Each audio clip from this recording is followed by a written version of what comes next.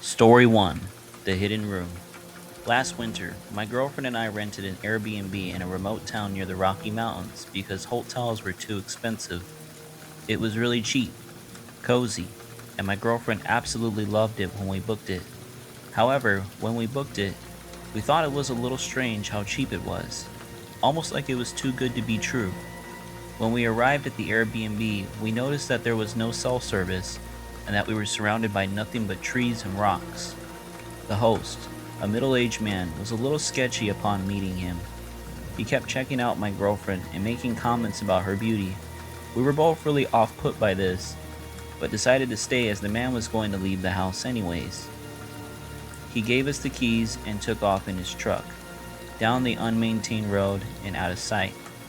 We noticed that the man had cameras all along the outside of the home, which didn't bother us as we thought he just wanted to protect his home. When we walked inside the house, we noticed that the home did not look like exactly like how it did in the pictures. My girlfriend told me, "I think we got ripped off, lol." The house was dirty, and there were cracks in the walls. The water looked a little strange, and half the lights weren't even working. We set our things down in the guest bedroom.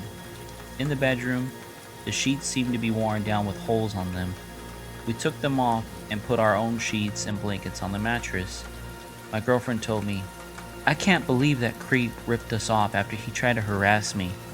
I told her, "It'll be okay. I think we can make it through the weekend." She did not look amused with me, but there was not much I could do. We had already paid for everything, and it was non-refundable. After settling down, we started getting things ready for dinner.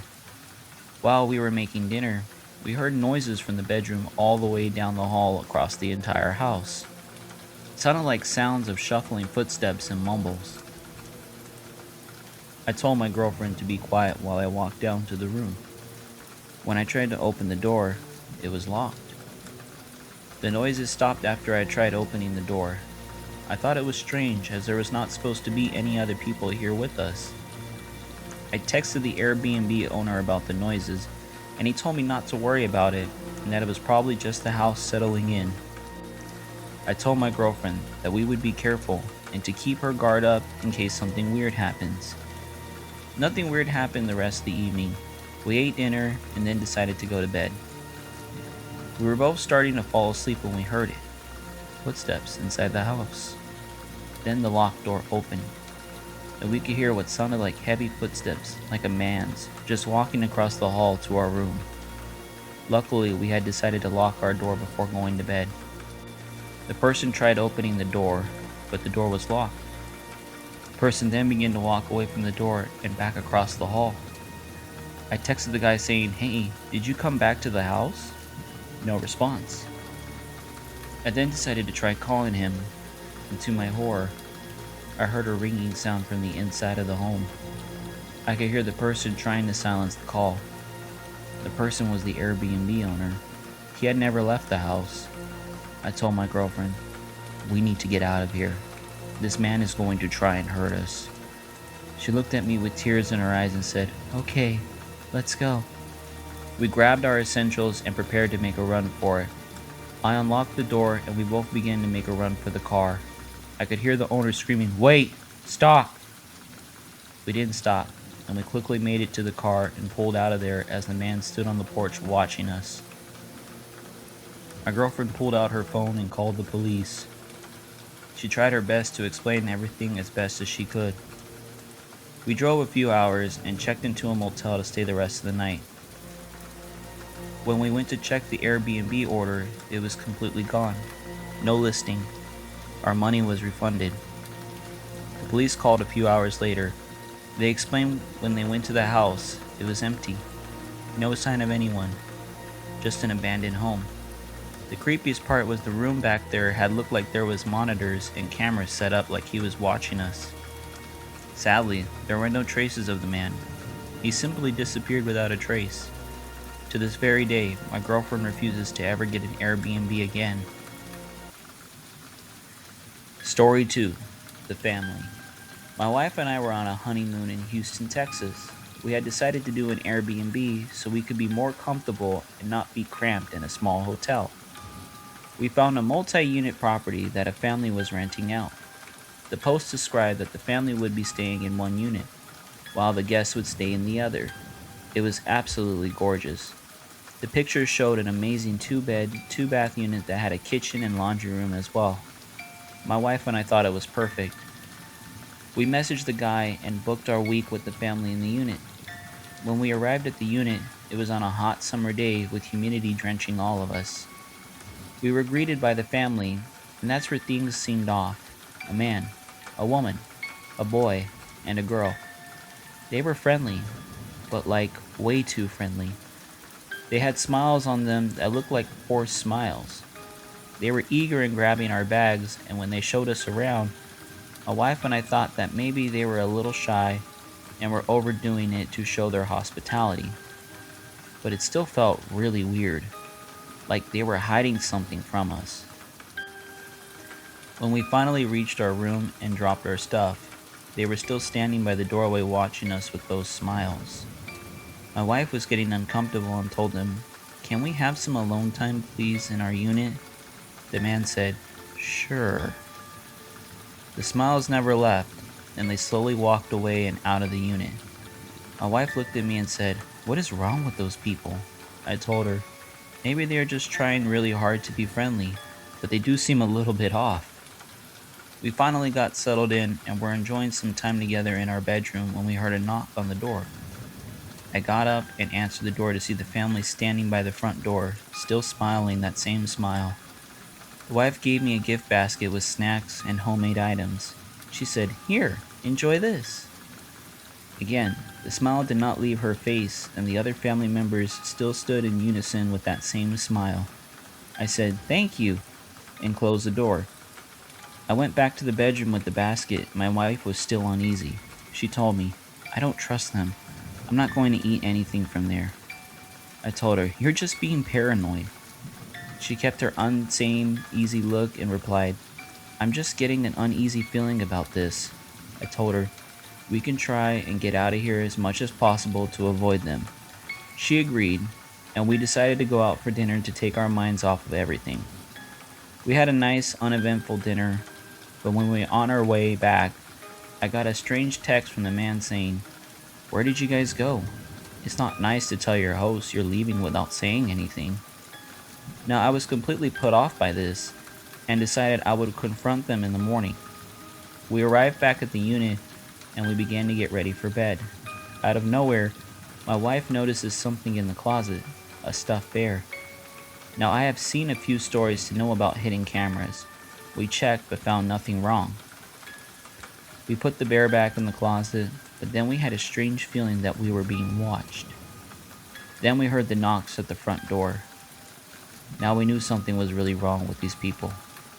We got up and went to the front door, and I looked out the peephole. They still had the same smile, but I know it looked like they were holding something behind their backs. I knew it was time to leave. I whispered to my wife, "We need to leave now. They have something hidden behind their backs." The man called from the door, "Open the door. We just want to talk. We felt bad about earlier. Just let us in." Now all bells were ringing, and I quickly looked to find a way out. I replied, "We'll be out in a few minutes." We quickly rushed into the room and grabbed our things, and I opened the window to have us escape around the back to remain unnoticed. We climbed out the window and began to make a run for the car. I could hear the footsteps of the family chasing us. We never slowed down, and we never dared to look back. We got to the car and started it immediately. I saw the family still running straight towards us with what looked like sharp objects. I quickly sped out as I saw them throw their objects and nearly hit the car. We sped out of there, and my wife called the police as soon as we had service. The police said they'll be there soon. We arrived at the police station and told them the whole situation. They sent multiple squad cars out to the area. A few minutes later, the station received a call that the units were burning and they couldn't find anyone. My wife checked the Airbnb and discovered that our place was completely erased. Nothing was there. In the aftermath, the police could not find any traces of the family. It was almost like they never existed. We ended up going home and canceling our honeymoon. We still have nightmares to this day that the family will track us down and finish what they started on that night. Story 3. The listing didn't exist. I was struggling with my mental health and decided the cure was to book an Airbnb in the hot Phoenix desert. I was scrolling through the listings when I discovered an unbelievably cheap listing. It was for a mere $80 per night. I thought it was such a steal. The house was average, not special in the pictures, but for that price, I thought it was completely worth it. Everything seemed normal until I got to where the place was and had issues finding it. The GPS was struggling to work, and there was no service out in the desert where I was. I struggled to find the place until finally I stumbled upon an old broken down house in the middle of nowhere. I finally got some signal and saw it was the place on the listing, only it looked completely abandoned. There were no cars, lights on, and some of the windows looked boarded up. I got out of my car and began to walk up the creepy wooden steps of the porch. I rang the doorbell and nobody answered. Strange, I thought. There was no self-check-in instructions on the app that I could remember. I tried turning the doorknob to see if it was already unlocked. It was. Even more uneasy now. When I walked in, I noticed that the place was completely trashed. There was newspapers and garbage bags everywhere. The furniture looked moldy, and there was hardly any light from the one dim ceiling light in the walkway. I went into the kitchen to see fresh food out. Bizarre, I thought. I noticed there was no pictures or anything of the owner or family or anything. I decided to call out and ask if anyone was there. I still got no response. I was now beginning to worry that I had the wrong house. That's when I heard footsteps from upstairs.